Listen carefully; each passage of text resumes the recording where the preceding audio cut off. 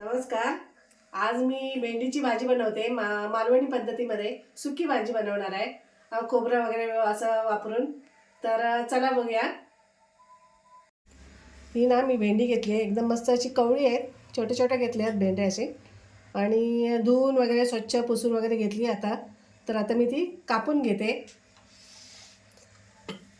विळीने कापायला मला जरा वेळ जातो. त्याच्यामुळे सुरीने वेळ जातो. मला पटकन असं जमत नाही ते विळीवरती. आणि विळी बऱ्याच जणांना प्रश्न पडला होता की विळी आई कशी लावते इथे. लावते ते दाखव जरा आई. दाखव का? हे बघा, तर ही विळी आहे ना, याचे ते ही पाय अशी विळी आहेत. आहे. हा तर ही मी ना अशी ओपन करते आणि ही इथे अडकवते. हा बरोबर. इथे अडकवते. आणि कसं होतं, खाली बसून मला पटकन आणि बसून उठून असं जमत नाही. त्याच्यामुळे मी छोटी विळी घेतलेली आहे आणि अशी अडकवते आणि इथे असं टेकते त्याला. अशी ते पोटाकडे अशी टेकली जाते घट्ट. त्याच्यामुळे ती वशी वर वगैरे येत नाही. आणि अशी मग कापायला घेते मी.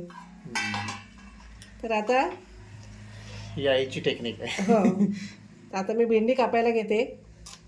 आपण सुकी भाजी मी भेंडी करणार कशी कापते ना ते पण दाखवते तुम्हाला. तुम्ही अशी कधी कापली का भेंडी आणि अशी भाजी केली की सांगा मला कमेंट करून.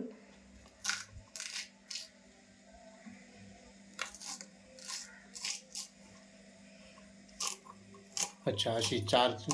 अशी मी एकदम छोटी बारीक बारीक अशी भाजीसारखी कापून घेते. अशी भाजी कापते मी, छोटी छोटी एकदम. समजलं. हां, आज आपण ही सुकी भाजी करणार आहोत ना? हो, सुकी भाजी करणार आहे. भेंडीचे जसे बरेच प्रकार होतात, खूप भाज्या होतात. भेंडी मसाला वगैरे, भेंडी मसाला होतो, ग्रेव्ही होते, बऱ्याच भाज्या होत्या. भेंडी कुरकुरीत फ्राय पण होते. पण आपण जसं घरी करतो तसं तू मी आता ही घरी जशी बनवते ना तशी मी तुम्हाला दाखवते.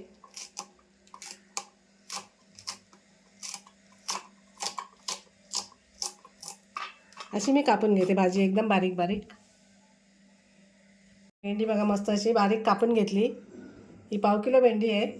आणि 1/2 किलो भेंडीसाठी मी 2 कांदे घेतलेत आणि 1 टोमॅटो घेतला आहे. तो पण असा बारीक बारीक कापून घेते. कढई तापत ठेवली. आता तेल टाकते. भेंडी ना मी अगोदर भाजून नाही घेणार आहे, डायरेक्टच टाकणार आहे. आता तेल तापले. आता कांदा टाकते. हे 2 कांदे मी असे मस्त बारीक कापून घेतले.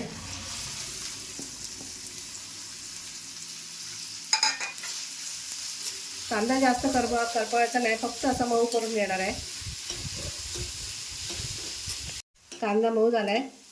तर आता टोमॅटो कापून घेतला आहे ना बारीक असा, तो पण टाकून घेते.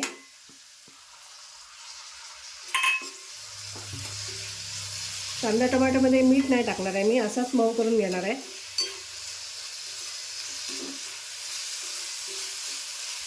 आता कांदा टोमॅटो मी परतून घेतला आहे. आता मी भेंडी टाकते. भेंडी खूप जास्त अशी ना भाजायची नाही, म्हणजे अशी काळी करपून वगैरे नाही टाकायची. थोडी थोडी अशी गुळगुळीतपणा त्याचा थोडासा टिकून ठेवायचा. आणि आपल्या शरीरासाठी ती चांगली असतात ना. हो, त्याचं ते गम असतो ना जो जॉईंटसाठी वगैरे चांगला असतो.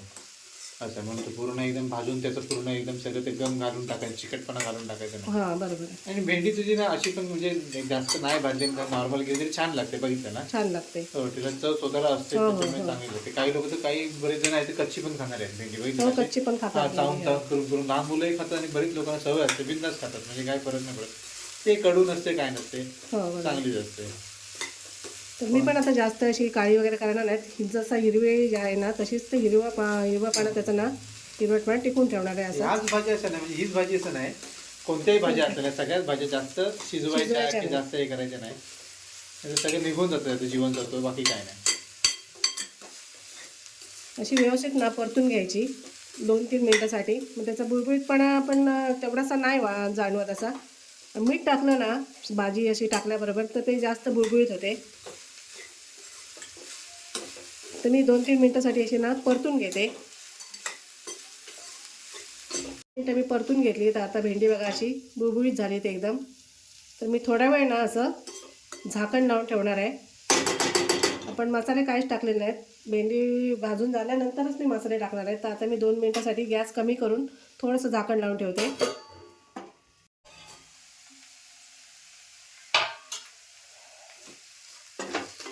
2 मिनिटासाठी झाकून ठेवलेली. आता सगळे मी ना पावडर मसाले टाकून घेते. मला काही जास्त मसाले लागत नाही. भेंडीला स्वतःची चव छान असते आणि भेंडीची भाजी कशी सगळ्यांना आवडते, लहान मुलांना आवडते, मोठ्यांना आवडते. तर आता छोटा एक चमचा धणा आहे, हळद,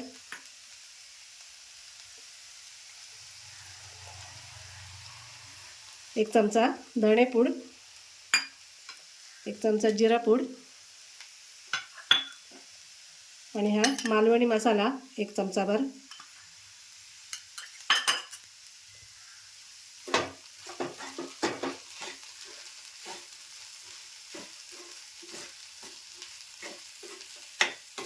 मी चवीप्रमाणे ना मीठ पण टाकते.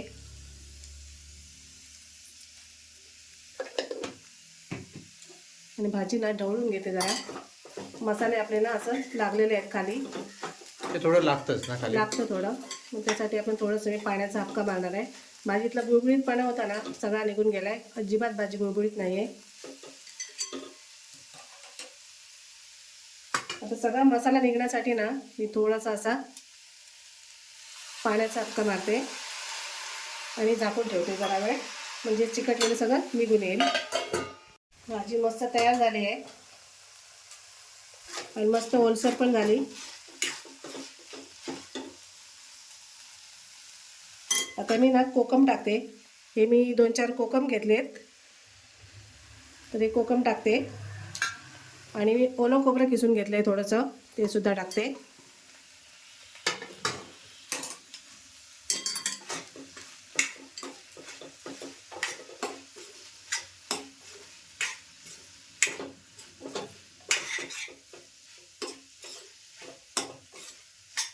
भाजी तयार झाली आता.